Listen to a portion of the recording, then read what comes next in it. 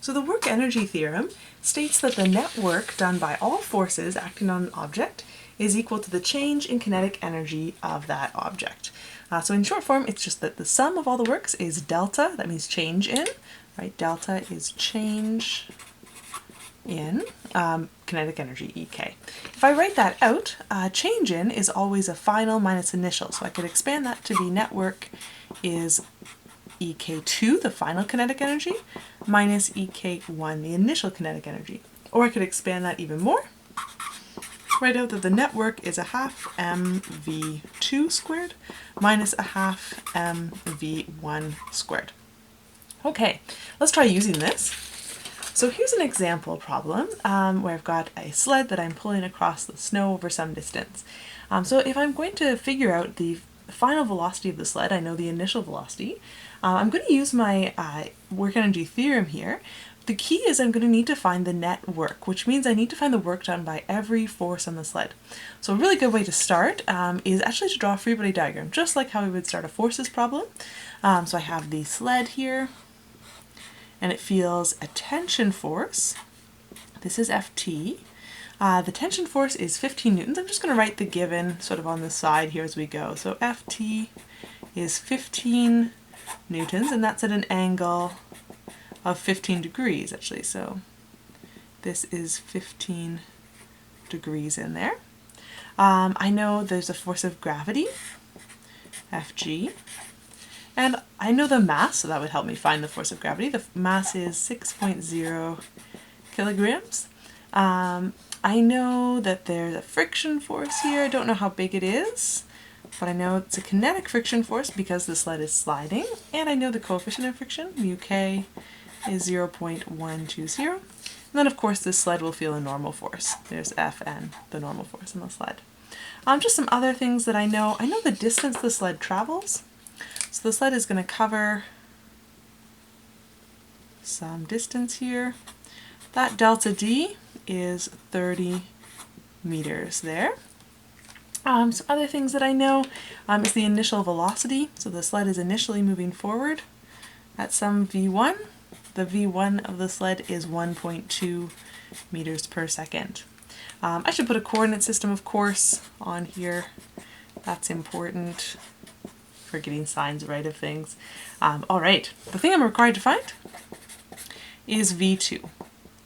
But to get there, if I'm going to use the work-energy theorem, I need to first find the work done by every single force.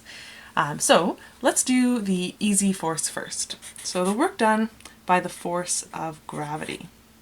Well, in general, work is the force, so in this case the force of gravity, dotted with the delta D. Delta D is this here. So the dot product means I take the component of the force that is parallel to delta D and I multiply that by delta D. But if you look at the force of gravity, all of it is perpendicular to delta D. So no component is parallel. That means that the work done by gravity is going to be 0. So we can do the next easy work, which is the work done by the normal force. Right? The normal force has the same problem. Fn is perpendicular to delta D. There's no part of that normal force that pushes you forward or pulls you back. So the work done by the normal force is also 0. Let's do the work done by tension next. So that one does have a component.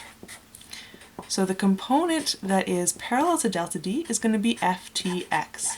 If I take the component of tension that's parallel to delta D, I can just multiply that component by delta D. So I'm going to need to split up my tension force into components here. This is Ftx, and there's also an Fty. Ftx, I'll just do that on the side here. So Ftx is going to be the tension force, Ft. Notice how it's close to my angle here, so it's going to be cos of the 15 degrees, and it's positive because it's moving forward. Delta D is in the same direction, so this is going to be a positive work because the tension force, the x component of the tension force, and delta D are pulling in the same direction. So I can expand this a little bit. So the work done by the tension force is going to be Ft cos of 15 times delta D. And let's actually just get a number for this one as we go, just so we can have a sense of how big these works are. So Ft is 15 newtons. Then we have cos of 15. And then we have our delta D, which is 30 meters. So that's going to be 15 times cos of 15. So the component that was in the forward direction, ftx, is 14.48, etc. And then we're going to multiply by delta D, which is 30. That gives me 434, and we're just going to keep a few decimals for now. Sorry, for the 434.66 for now. Keep 3 decimal places. And the units of work are joules. So that is my work done by the force of tension. The component of tension parallel to delta D times delta D. All right, the toughest one is going to be the work done by the friction force. So that's going to be the friction force dotted with delta D again. And in this case, it's definitely going to be a negative work. And that's because the friction force works against delta D. So if the distance you travel is in the opposite direction of your force, or the component of your force, then that makes a negative work. So we know it's going to be negative work. What's difficult is calculating FFK. So we're going to need to take a little pause here. We have to figure out what the value is for FFK, and then we can actually calculate the work done. So for this, we're going to need to go back to our forces unit. So what I know in general is that the friction force, FFK, is mu k Fn. So I know mu k already. All I need to know is the normal force, and then I have the friction force. But to get the normal force, I'm going to need to do a little bit of forces stuff. So looking at my free body diagram here, you can see that I'll be able to solve for the normal force if I sum up the forces in the y direction. So I'm going to do that. So I'll do y direction, finding the net force.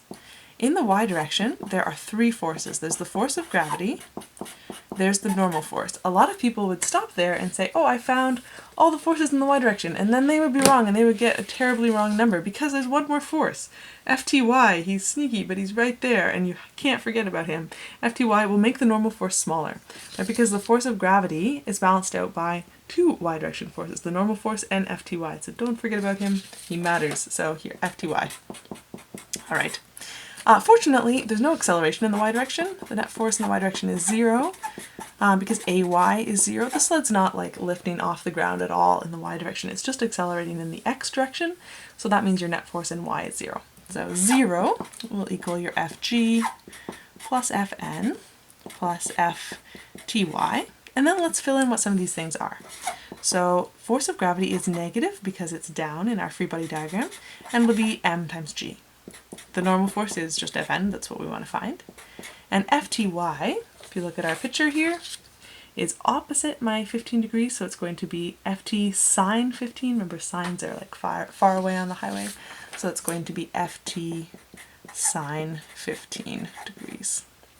I'm rearranging for the normal force here, so let's move everything to the other side. So I get positive mg over here, and this becomes negative, minus Ft sine 15. And that equals my normal force. Okay, so now I can take all of this and replace the normal force in my equation for friction with all of this stuff. So if I have the friction force, Ffk, is mu k times Fn, then I can replace Fn with all of that. So Ffk is going to be mu k times mg minus Ft sine 15, and that will give me my friction force. Then the last step is to say the work done by that friction force is negative the friction force multiplied by delta D. I don't have to do a component here because the friction force is parallel to delta D. There's not sort of at an angle, funny angle here, but it's negative because it's working against delta D. So I can plug all that in. So I'll have negative mu k mg minus Ft sine 15 all times delta D. Let's plug in our numbers. So mu k is 0.12. The mass is 6 times g, 9.81, minus Ft. Ft is 15, sine 15, and then delta D is 30. All right, so let's toss all that into our calculator. I'll start with these brackets in the middle. So I have 6 times 9.81 minus 15 times sine 15. So that's the inside of my brackets. That's the value of the normal force right there. Then I'll multiply by 0.12. So that's the value of my friction force. And then I multiply by 30. And I need to make this negative. So the work done by the friction force is negative 197.919. Actually, it's going to round up to 920 joules. All right. So we've now found the work done by every force. The net work, then, so the net work is just add all of those together. The work done by gravity, the work done by the normal force, the work done by the tension force, and the work done by the friction force. So we add all those up. This is 0. This one was 0. This one, the tension force was 434.667. The friction force was negative 197.920. So adding those together, so this one I can just make negative and then add it to the 434.667. And I get a net work of 236.747 joules. I'm almost done now. Now I can finally use my work-energy theorem. So that states that the net work is equal to a half mv2 squared minus a half mv1 squared. So the final kinetic energy minus the initial kinetic energy. I'm trying to rearrange for v2 here. So first I'm going to move this term to the other side. So I have net work plus a half mv1 squared will equal a half mv2 squared. I'm going to multiply everything by 2 just to get rid of that half. So multiply this by 2, multiply this by 2, multiply this by 2. So whenever I have a 2 over the, over the 2 here, the 2 times a half, that's nothing. That makes 1. That makes 1. That simplifies it a little bit. And then I'm going to divide through by mass to get the mass away. So divide by mass. I could divide the whole side by mass, or I'm going to divide each term by mass. Doesn't actually matter, just as long as you're careful about it. So in this case, if I divide each term by mass, then the mass cancels here, but it does not cancel there. And I get, I'll just rewrite this so it doesn't look so messy, 2 times the net work divided by the mass plus v1 squared is equal to v2 squared. Oh, sorry, the mass over mass, that cancels there. Last move is just to square root both sides. In this case, you have to square root the entire side. You can't square root individual terms. That squared cancels the square root. This square root does not cancel that squared because there's adding in the middle there. Now we just get to plug in our numbers. So v2 is going to be the square root of 2 times that net work, which was 236.747, divided by the mass. The mass of the sled was 6 kilograms. Plus v1 squared, the initial velocity was 1.2. That's going to be squared. Toss this all into our calculator, so I've already got that number. So just times 2 divided by the 6 plus 1.2 squared, and then square root the whole thing. And I get a V2 of 8.96 meters per second. Let's just check our significant figures. It looks like we've got 3 sig figs everywhere, so that's a good number of significant figures to leave, and that's the final velocity of the sled. So our next example, we have a car that's trying to slow down on a snowy road. They're originally going 30 meters per second and they're slowing down to 10 meters per second, and it takes 125 meters to do that. So we want to know what was the coefficient of kinetic friction between the tires and the snow. It's kinetic friction, right, because the car is skidding, that causes that car to slow down. So always start with a free body diagram just so you can get a picture of what's going on. So here's our little car. It would feel a few forces. It would feel a force of gravity here, it would feel a normal force, and it would feel a friction force trying to slow it down. So it's going to be the FK there. Put my coordinate system on here, so there's y positive this way, x positive this way. Let's draw out our delta D. So while this car is skidding, it covers a delta D of 125 meters. And what these two velocities tell us is basically the change in kinetic energy. So that piece of our work-energy theorem, right, from larger kinetic energy to a smaller kinetic energy with those velocities in it. So let's start by actually setting up our work-energy theorem in this case, because we seem to know quite a lot of information about that theorem. So my work-energy theorem would say that the net work is the final kinetic energy, a half mv2 squared minus a half mv1 squared. So this is great. It seems difficult though because I don't know mass, right? So it seems like, oh, I don't have enough information here to find the net work. That will actually be okay. Let's go through and look at each of the forces. So the net work is going to be the work done by the force of gravity plus the work done by the normal force plus the work done by the friction force, just like last time. Just basically it's the work done by every force. You don't add these up as vectors, you just add them up as straight up numbers because work is a scalar, it's not a vector quantity. So it's a really handy thing. You just add them all together. Work done by the force of gravity. Well, that would be 0 because gravity is perpendicular to delta D, right? So that does no work. The normal force also has no component parallel to delta D, it's perpendicular, so that does no work.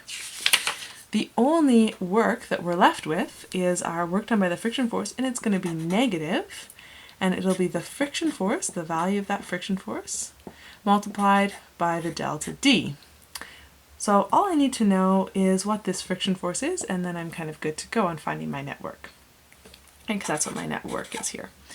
But friction is, of course, going to be, this is similar to the last problem. Friction is mu k times Fn.